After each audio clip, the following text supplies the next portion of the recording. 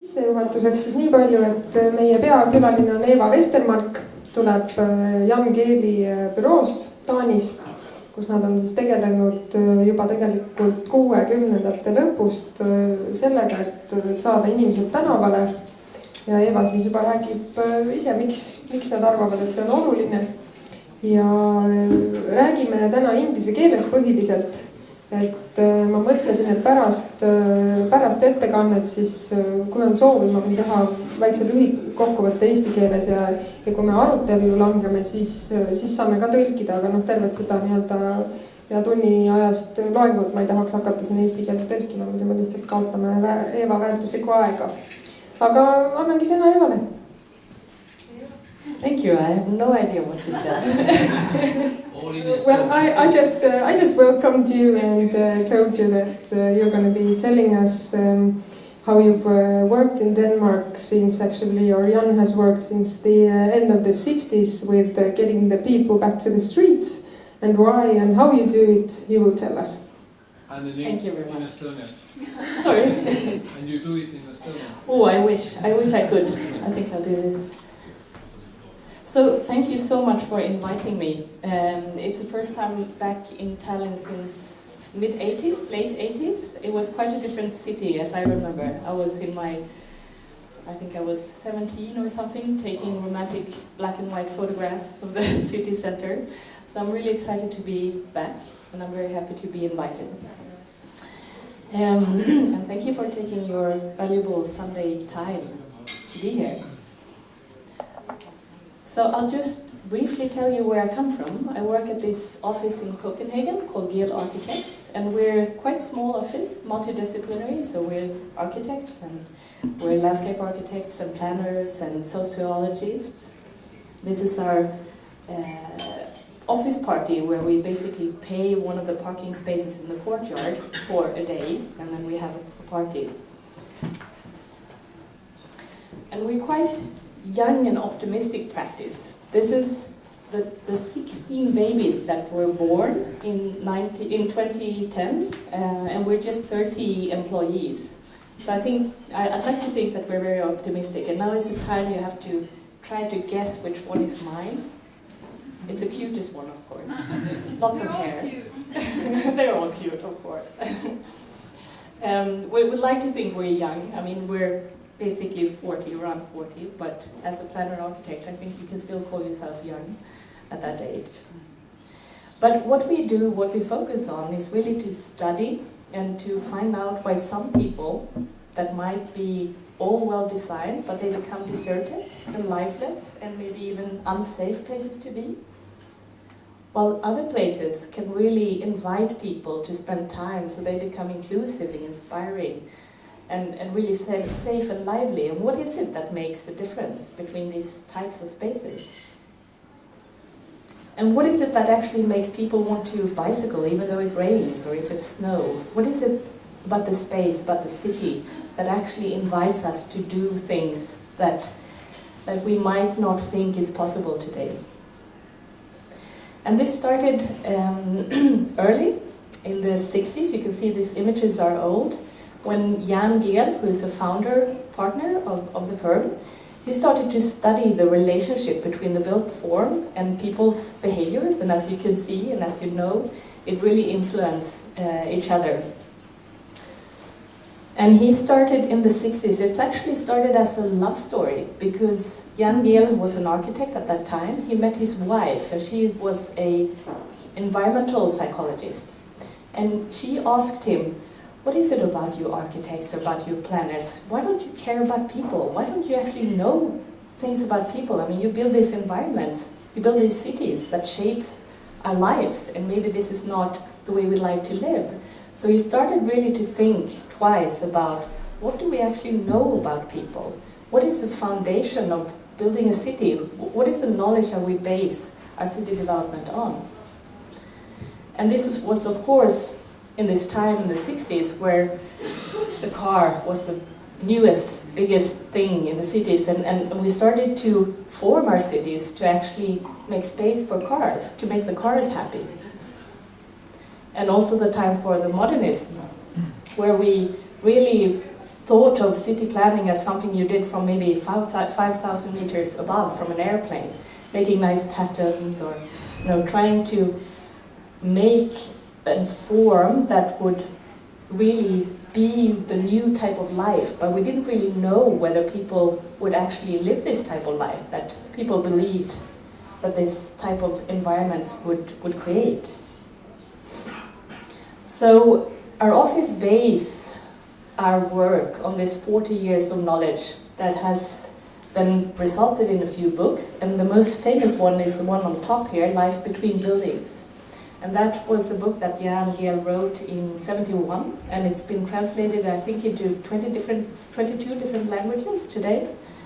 And it's still actually, what's the word, accurate or valid. Thank you. So whatever we do, whether we work with city strategies or master planning, we really try to have that as a foundation. The knowledge we have about life and people. And this is Gehl. I think you can guess which one. When the release of some of his books in China, and that was fairly recent, so he usually says that they haven't had time to read them yet. Or maybe they've have tried to read them, so they name their places differently, the charming new city, but they haven't really been able to actually implement some of these ideas, some of this thinking. But we can see that there is a new paradigm shift, or shift in paradigm, where people actually demand a different type of city. We demand a city that is lively, attractive, safe, sustainable, and healthy. But in order to do so, we really need to start with people. We need to get more knowledge about people and people's behavior and needs. And one thing we've found is, of course, that cultures are really different wherever we go in the world. Climates are different. I know you have quite harsh winters here. But actually, the way we are, as human beings, inhabit space is fairly similar. We like to have something to shield our back so no bear comes and grabs us. I mean, this is really inherent. We like to enjoy the sun if we're in a climate like this, or the shade if we're in Asia. We like to meet other people. We like to be able to walk and congregate. I mean, this is very sort of basic things that we as human beings really want to do. And it goes back to all of us actually being a walking animal. I mean, we are people that has developed as people as walking. And maybe you guys who have kids, or if you know your friends' kids, you know it's a big day, the day your kid walks. I mean, it's, you call your grandparents, hey, look, he's walking, he's walking. It is really something very fundamental to us as human beings. And walking is a slow pace. It's maximum 5 kilometers an hour. And all our senses, package of senses, has of course developed through this slow pace walking person. So we know that all our senses are really, really important, our smell and our hearing. But one thing that is interesting is that actually 75% of all our, what's the English word? All our impressions comes from eyesight. And because we learned to walk when there weren't roads everywhere, or pavement, or asphalt, you know, it's slightly angled down. We have to check out where we put our steps. So basically, what we see, what we experience most, the biggest thing when we walk around in our city is a pavement, the first 3-4 meters of the facade. That is what matters most to us. And I think when you look at historically, they kind of knew this. This is from Edinburgh, and you can see that the first floor, the ground floor, they've really put a lot of effort in. Details, gold, things that would stimulate us, that would interest us to actually look into the window and then actually go into shop. But above that, it's a really simple building. You know, maybe it's not, that's not where we should focus our effort and money, because this is what matters most to us as walking animals, as people in the city. And then somehow that was lost. This is, in Copenhagen, one of the most fantastic architects and designers, Arne Jacobsen, the National Bank, and it's the finest Serrano marble. I mean, it's actually wonderful to touch.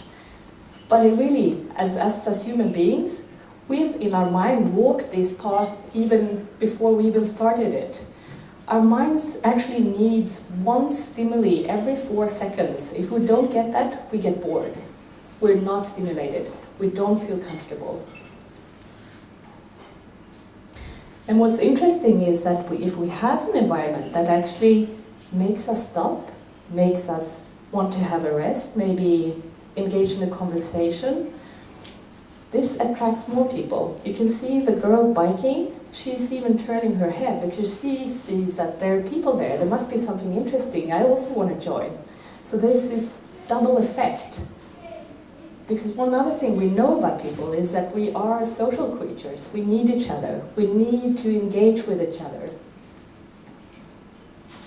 And other people are actually the biggest attractions in cities. It's not buildings. I mean, we don't really go into cities to look at architecture unless we are an architect.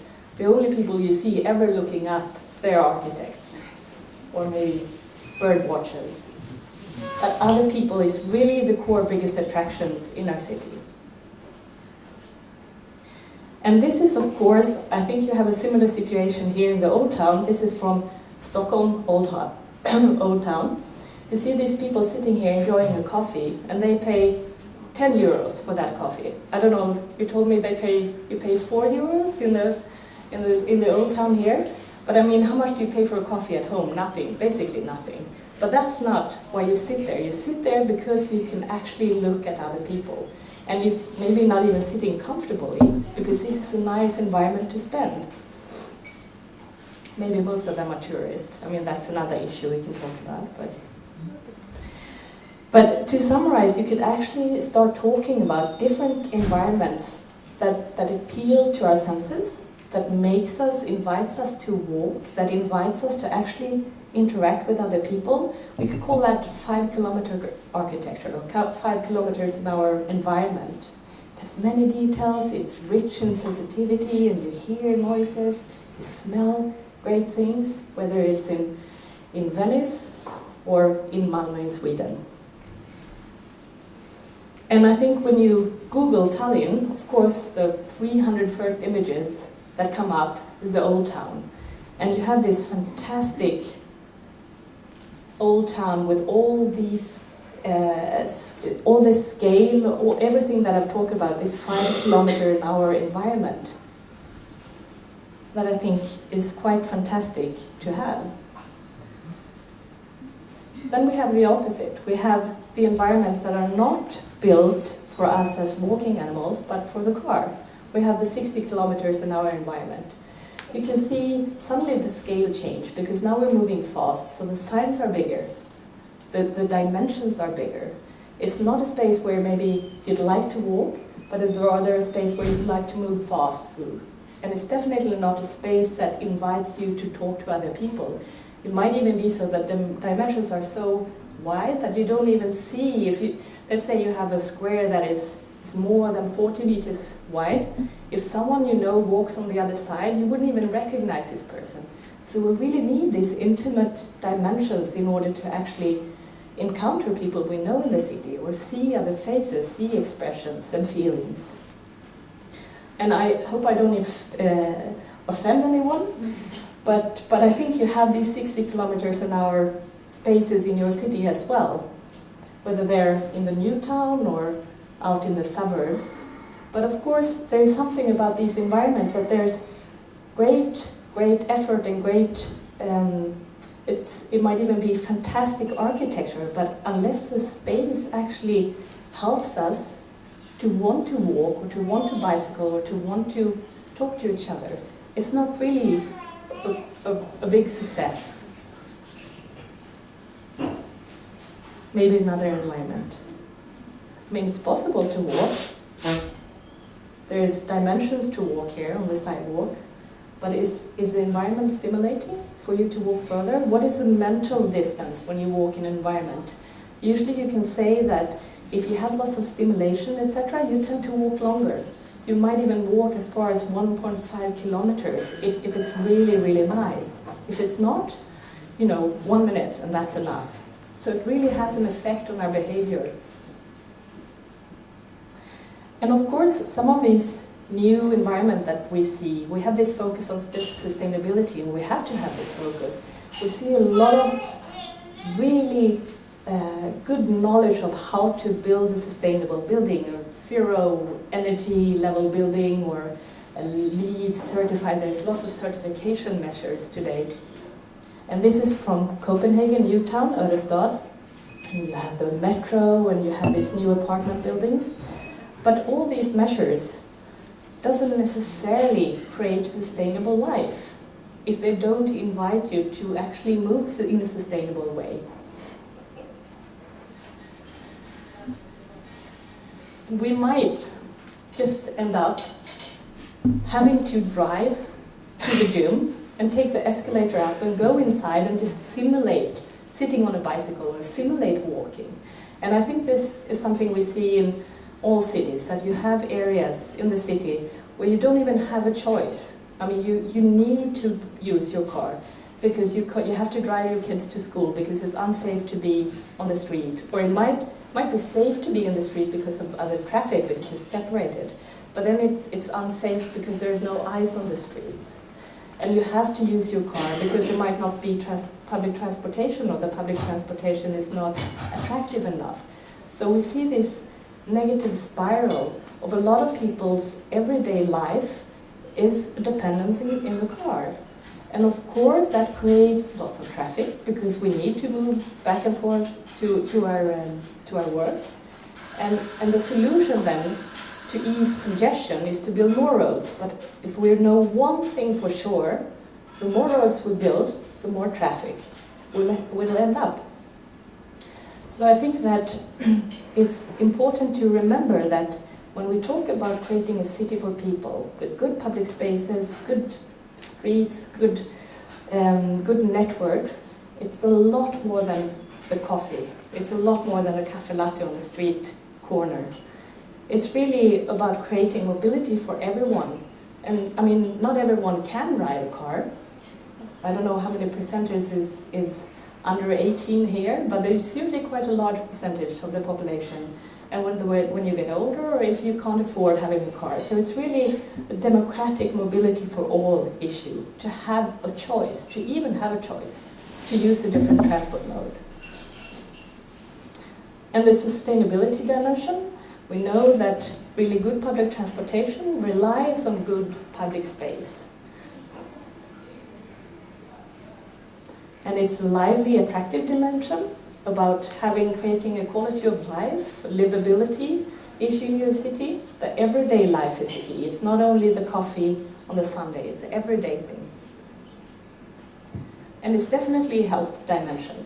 And you probably all know how good it is to walk, whether it's just 30 minutes a day back and forth to your house or to your work.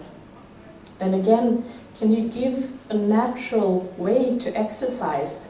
You don't even have to go to the gym, maybe, because you do it in your everyday, and you don't have to spend 30 minutes in a congestion coming into work. You've already exercised on the way there. And it's not saying that the cars should all be gone. It's a matter of giving, again, a choice. Because I think in many cities today, you don't really have that choice. And we need to find a way to coexist, to use our spaces, our valuable spaces in our city for everyone and not singular use. There's of course a safety dimension to this. We know that if there's few people on the street, it becomes a much more unsafe street. And this great information and learning dimension. I love this image of this little guy playing the drums, and he's just standing there learning from the other guys. How do you do this? I mean, we learn by just watching other people, how they do, how they're dressed, how do they actually take in the world. And we have again now with this new type of work that we see, all research done on innovation says that the best way to be innovative is not to stay in your office, it's go out and meet things you didn't know existed, meet other people or talk to something that was unknown. And we see a lot more with the mobile society we are that we can actually work in our public spaces. So that's also a new thing about creating good public spaces in the city for just the work dimension. We have the classic economic dimension. I mean, usually really nice public spaces are very valuable by people, but of course also by property owners. I don't know one single case where a truly successful public space has done the opposite for a property owner or for business. And then maybe today also the very, very important dimension is the social dimension. That you talk to each other. We spend more and more time in our houses, more and more time connecting with other people through internet, so I think it's even more important today that we meet people in real life and that we meet people that are different from us. So it's not this scary thing that there are people of different kinds in the city. So it's very much an open society dimension to it. And that we have the right to also express our views and our values to other people. And then, of course, a sheer fun dimension.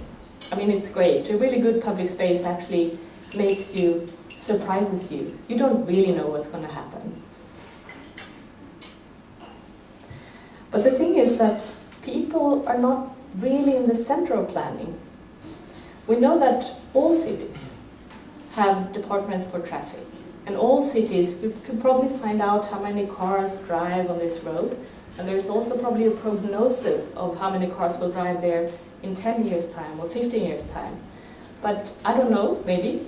You know how many people walk on the sidewalks on that same road.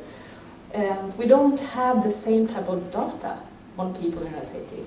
We don't know what people are doing in the square. We don't know how many they are. We don't know who is there. And if we don't know this, of course it's very hard to base a decision if we don't have knowledge. Very few cities have city departments for public life, for instance. So we need really to have equal amount of focus on everything that is hardware, everything that is streets and buildings and parks, as on the software, which is people and cultures and behavior, life and activities. And one approach is to actually start collecting that data, to make the foundation for making better decisions, so we actually get the people perspective of our city. And this is not a very hard method to use. You can count, you can watch, you can register, and then actually just making it valuable in that system. And there's, of course, more and more cities that start to realize, wanting to know more about their city lives.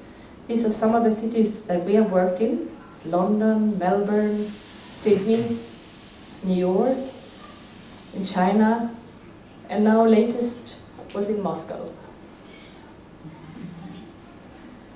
So I'd like to just give you a few examples from some of these cities and tell you a little bit about their approach, because of course every city is unique.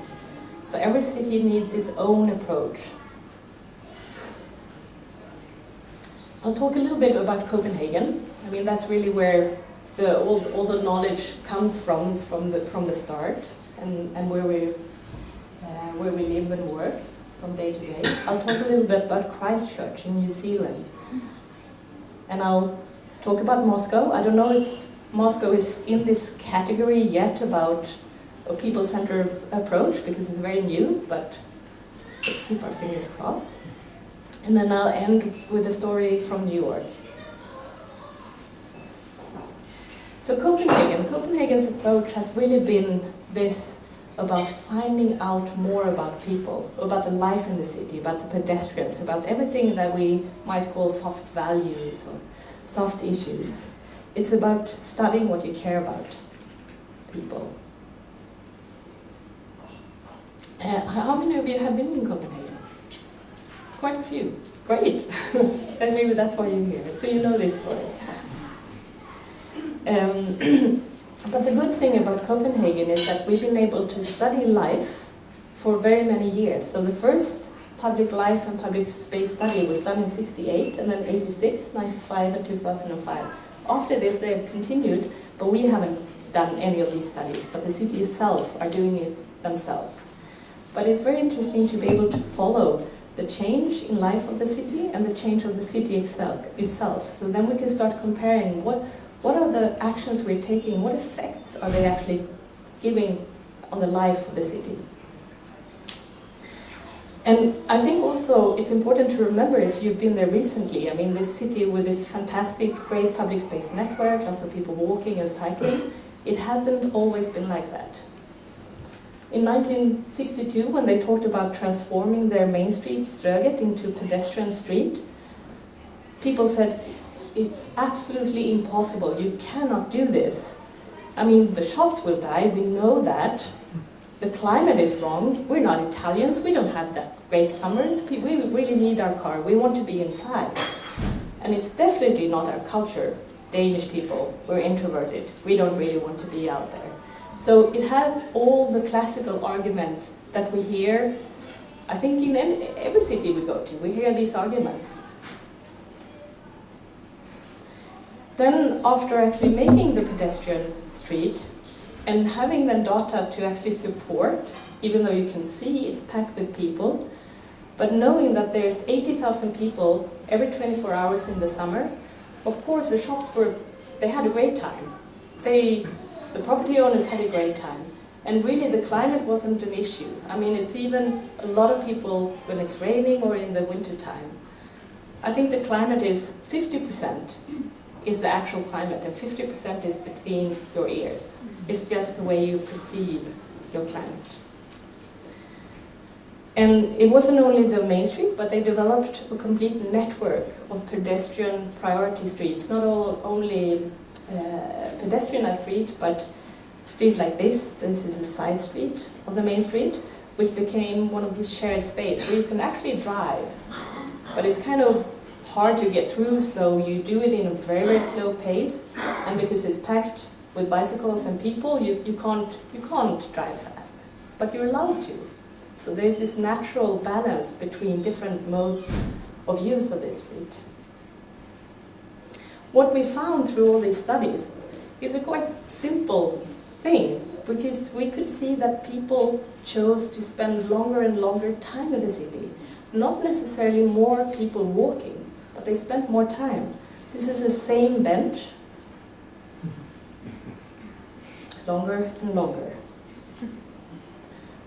And this very simple equation that the more space in Copenhagen that was given to people, to pedestrians, to public life, the more life actually came. So 4 times more space created 4 times more activity.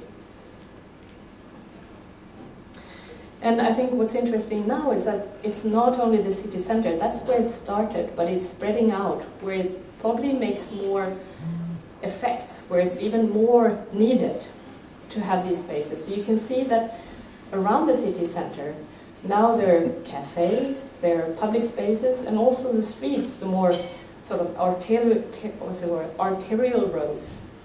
They have changed into much more people-friendly roads where there's room for bicyclists and room for people walking, and also just a median in the middle that makes it easy to cross.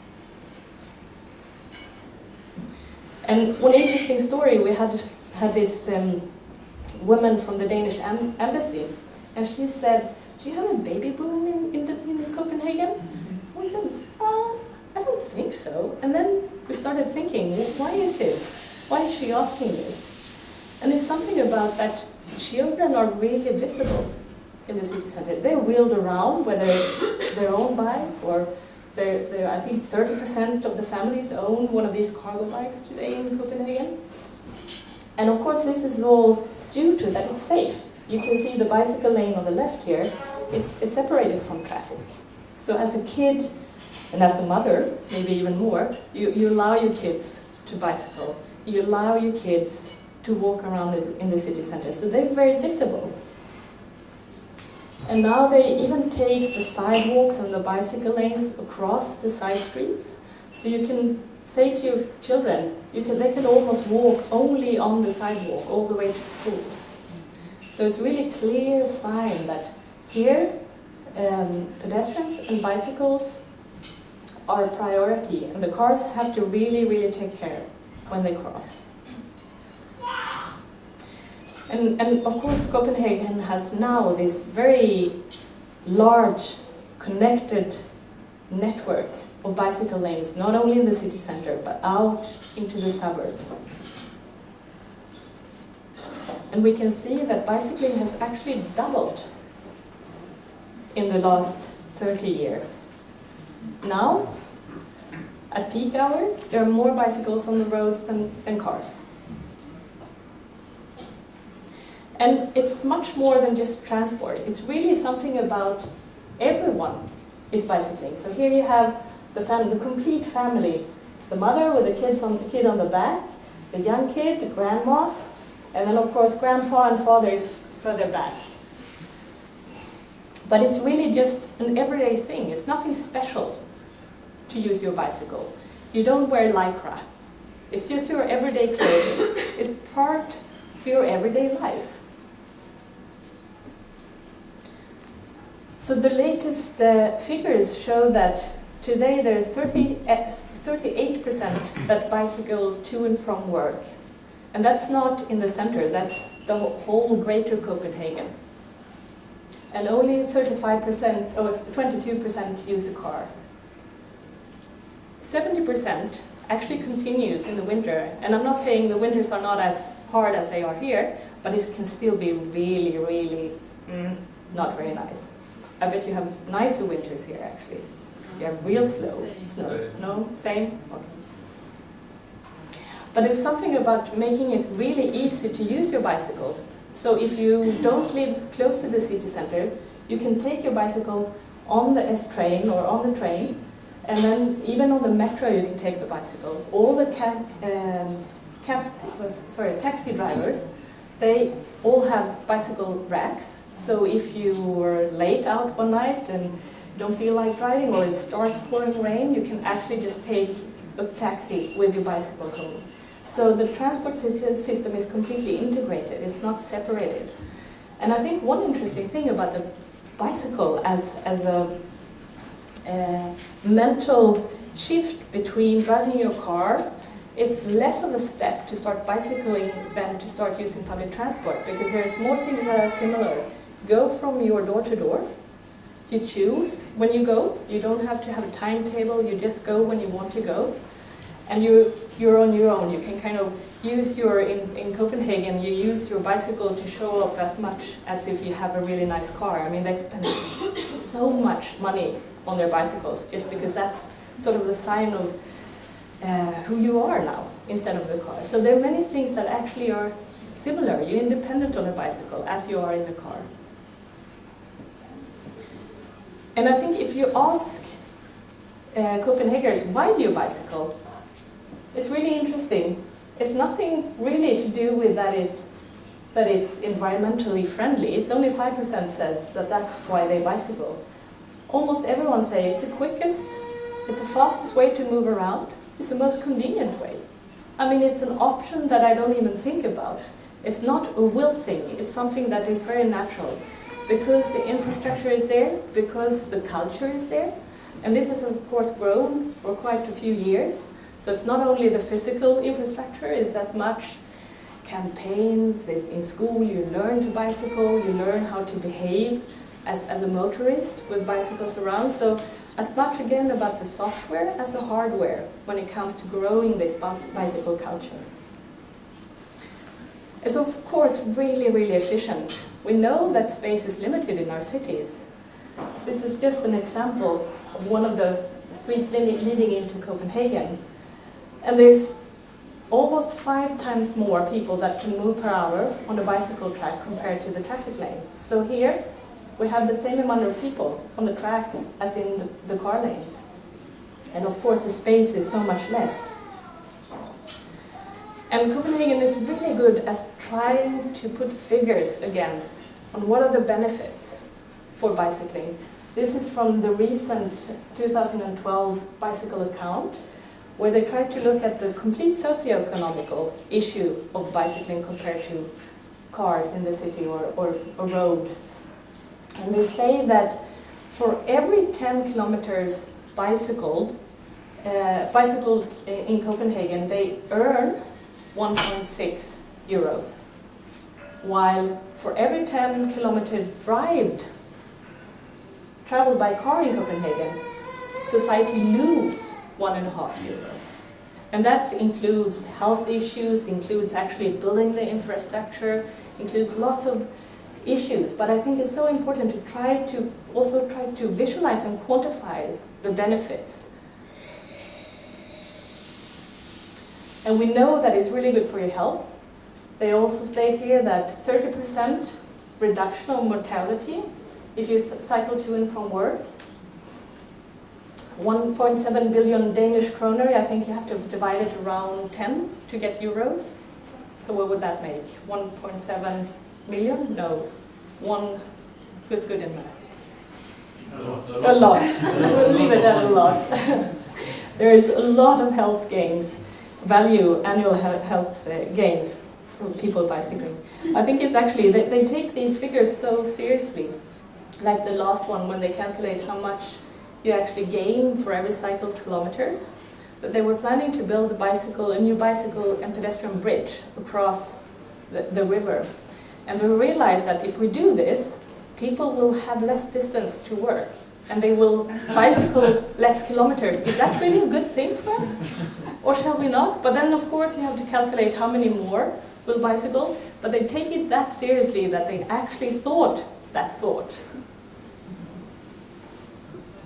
And I think also they try to kill some of the, prejudices against bicycling. For instance, that it's not good for shops. And this is of course again based on a fully grown bicycle culture where lots of people have these cargo bikes. But they actually found out when they surveyed that there is more revenue to make from bicyclists than for cars. So let's move quite far south to Christchurch in New Zealand. This is a different story. They had a completely different approach to sort of lifting or focusing on the people-centered development of the city. And the reason why they have this approach is a very sad story, actually. Because they had an earthquake in 2011 that actually ruined more than 50% of their city center. And we worked there before the earthquake, and then we were invited again after to help on their recovery plan. And I think when it's been such a trauma, the municipality said that we cannot do this recovery plan without asking the people, because this needs to be the people city again.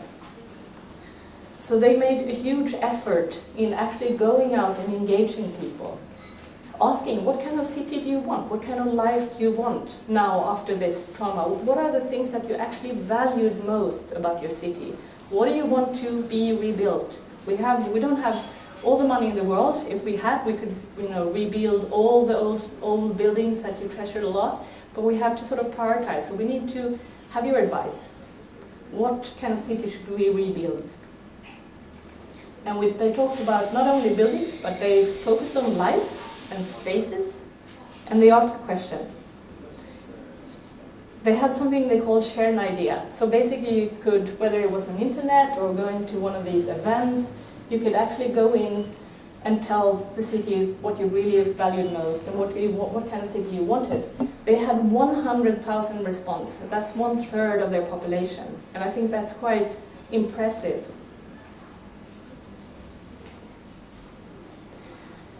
And what they said when starting to navigate through all these 100 response, what was basically that they wanted green spaces. They wanted more spaces for people. They wanted less space for cars. They wanted more choices. So we built the plan around the actual needs of the people, making a green city. They wanted a low-rise city.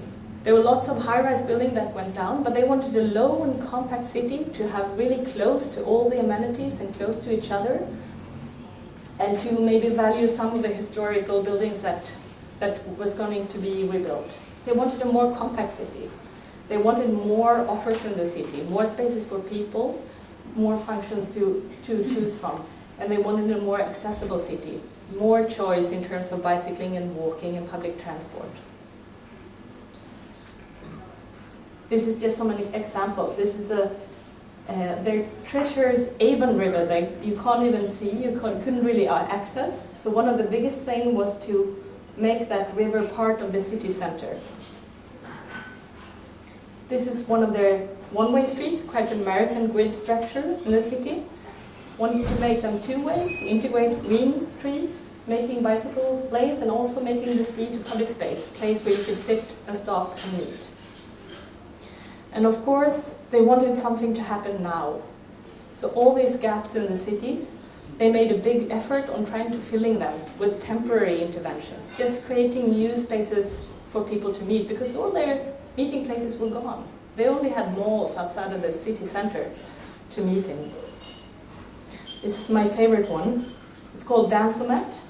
You attach your iPad, and then you pay a few cents, and the lights go on, and the music go on, and then you can dance for 5 minutes. Moscow.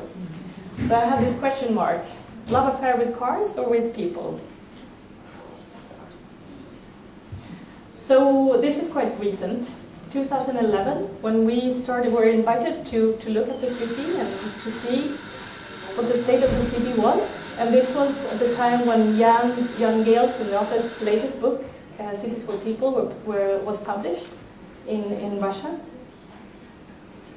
And this is the city we met. It's a city filled with cars. The main street, you can't even see Krem because of all the signs, etc. You see the parked cars on the sidewalk.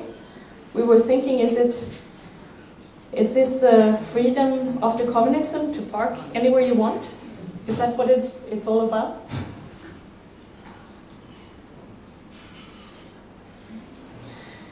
And before, the report is not yet completely published, but before we actually showed it to them, Jan Gehl met the mayor and he asked, what are you going to say about our city? Well, we might say something about the cars on the sidewalks, something about the cars really not making your beautiful city visible. Okay. So when we came back, 2013, suddenly cleared. You can see the old marks of the parking spots on the sidewalk. And again, this software, hardware thing, really trying to show, because it's a cultural thing. Excuse me. It's a cultural thing. When one car parks on the sidewalk, then everyone thinks they can do the same, right? So looking at the culture of it, actually towing it away right away when they do something wrong. So starting that new culture to grow. So this is a main street before and after. Quite quick solutions in some of the main spaces in the city center. This is so new, so I hope that people will eventually come. It looks absolutely deserted.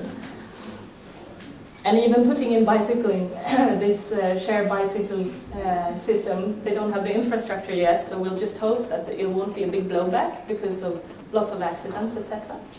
But again, they were really quick things that they tried to make to improve before we even told what we thought maybe could be done to the city. So what's the word when you try to,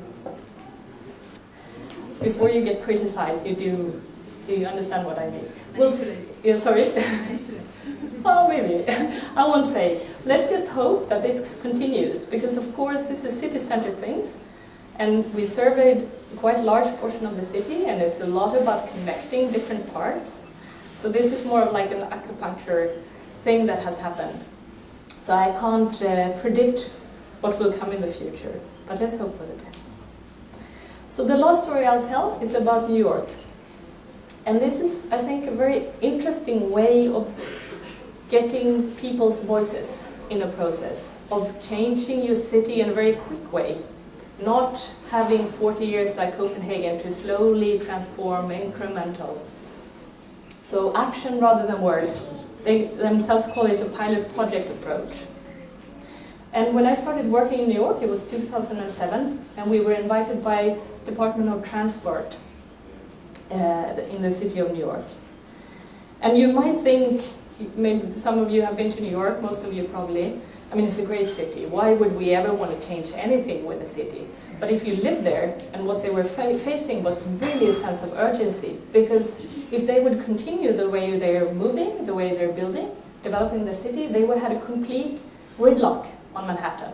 No cars would be able to move anywhere, basically. And they also saw that they were losing in competition to London, etc., because they couldn't provide a good quality of life. New York has the longest commuting times in all of America. People are pushed far away and they only work in the city center.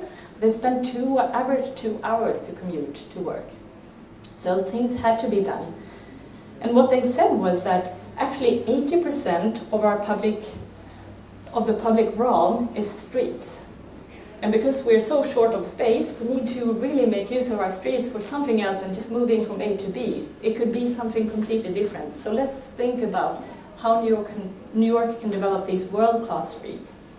And Mayor Bloomberg was sort of the main person in this story, together with Jeanette Sadikan, who is a commissioner for Department of Transportation. A very, very fantastic, strong woman, a doer, as you say in America. What we found, what we surveyed, and what we were actually asked to do was to sort of prove why the city streets were underperforming, because they knew that already, but they wanted to get some of these data to support that. So for instance, one of the streets we surveyed, the sidewalks in many places are completely crowded. I mean, people walking out in the roadway to even fit. But then, looking at the complete situation of the street, we actually found that there are twice as many people on the sidewalk than the people inside the cars, but they have only 1/3 of the space. And for Mayor Bloomberg, this was sort of an eye-opener, because everyone votes. It's just that the people in the cars have more advocacy groups and more money to support their case, but there are actually more people on the sidewalks. We also found that the people in the streets, 10% were under 14 or over 65, but that's actually 30% of the population. So it wasn't very democratic space, because it was quite harsh, and people that are less tough wouldn't go out there. There's also streets that had very few seating opportunities. And this was, of course, deliberate, because they didn't want people hanging out in the street. It wasn't a good thing. And when we looked a little bit more closer, for instance, at this case, Times Square, we started wondering, could you actually call it a square? Only 11% of the actual space were for people. The rest was road width. So you can see all the people crowding here. I mean, if you have 35 million tourists every year, and you have this space to actually gather on. So, because it's America, because it's Mayor Bloomberg, maybe, they said, we don't have 40 years, we have 500 days, and you need to make something happen quickly. So what can we do? What they did was actually to create a lot of new temporary public spaces. They said, we don't have time to go through the whole process of engagement and asking people what do they want. And frankly, Jeanette Sadikan said that if we would have asked, what do you want to do with Broadway or Times Square, they would have gotten 9.4 million different answers. And they would never have been able to do this. So what they did was actually saying, let's try something temporary. let's see how it works.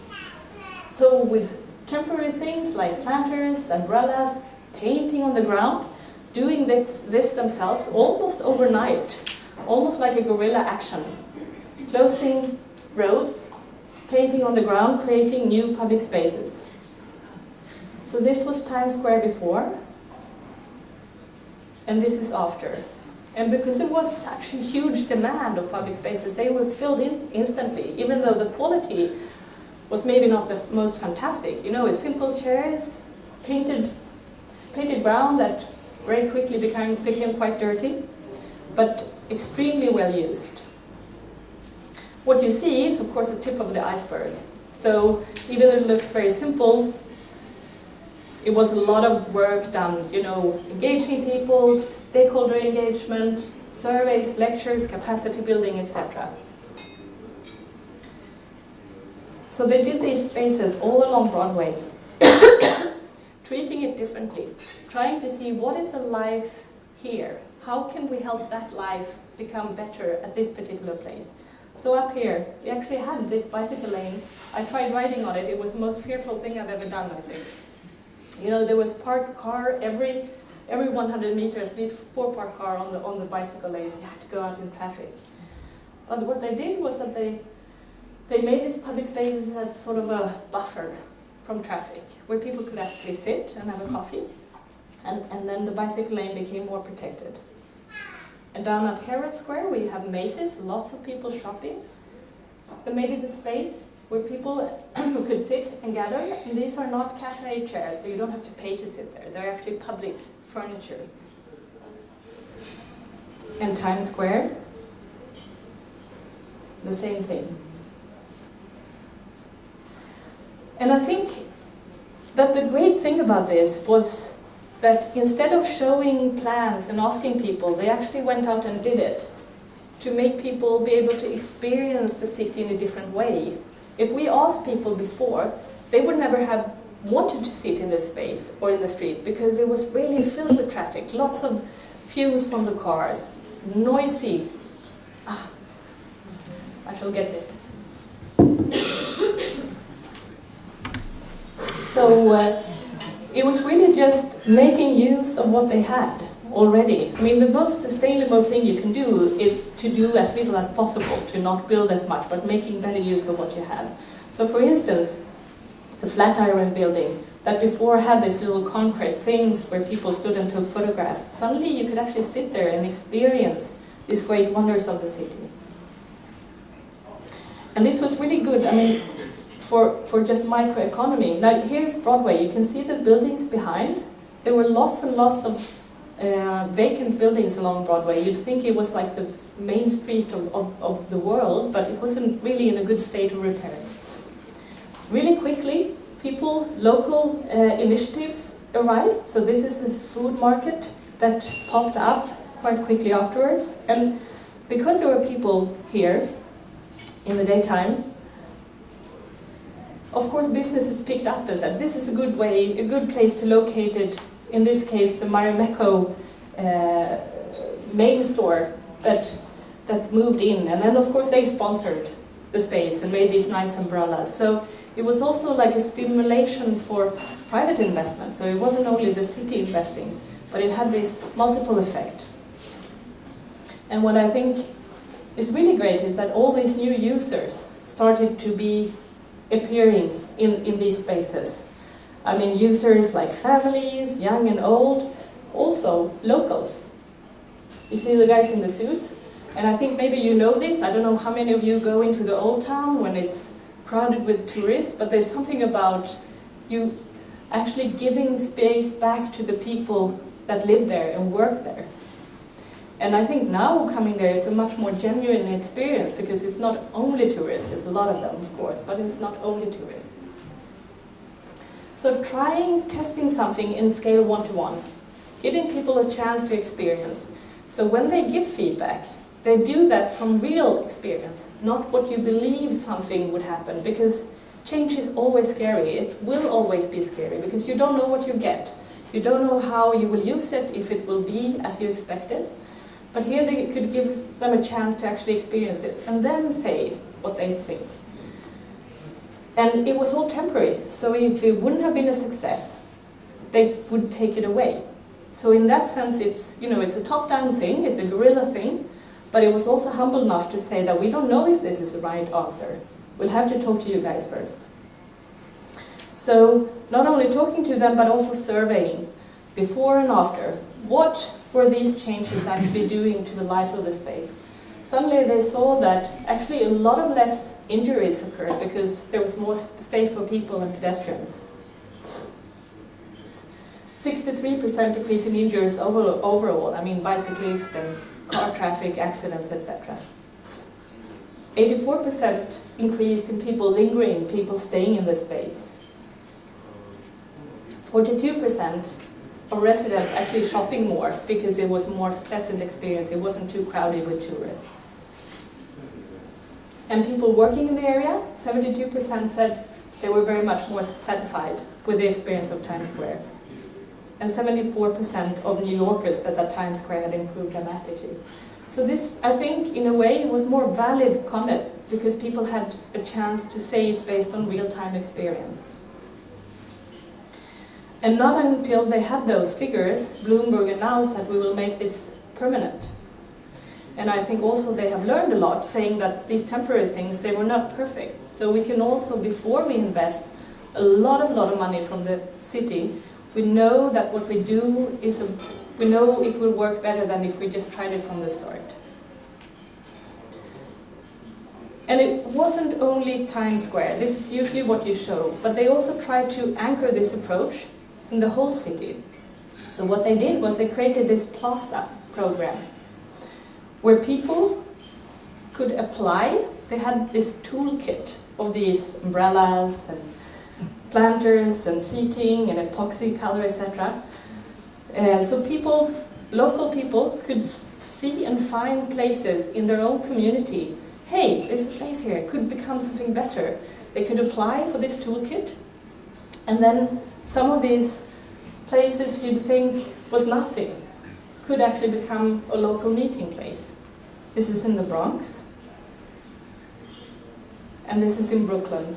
And I don't know if you have, but they have a lot of these slip lanes, a lot of these concrete islands. And suddenly you see lots of these public spaces actually appearing where people can sit and actually interact with the buildings rather than just sit on a little island outside in the traffic. So I think that my main message is that it's all about people. It's all about people. We have to listen to people's needs, but we also have to learn more about people.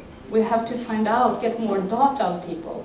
We have to get the right people in power, or the right people in the right places. It's also about the people that actually make things happen. So it's all about people, and I would never have dreamed of, experienced a snowball fight on Times Square when I started this project. And this is also the beauty of people, that you don't really, I mean, we cannot decide what people shall do or not do. We cannot force people to get up on a bicycle or sit on a bench or interact. We can invite them, and if we do that, it might happen.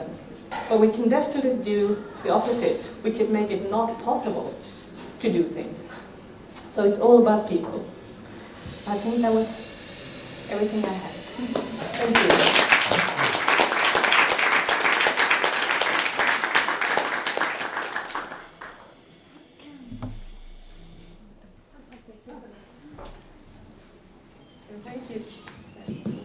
Thank you. Thank you, Ewa, for a wonderful presentation. I think, kas teeme väikse pausi, tahate teed võtta? Ja siis ma kutsun lavale Teele Pehki Linnalaborist ja Andres Nevaldi Siseministeeriumist, et siis saame natuke küsimusi küsida, natuke arutleda, Ewa jääb ka meiega. We'll take a short break, 3 minutes for the toilet and for some tea, and I'll invite on the stage Teele from Linnalabor and Andres from the Ministry of Interior Affairs.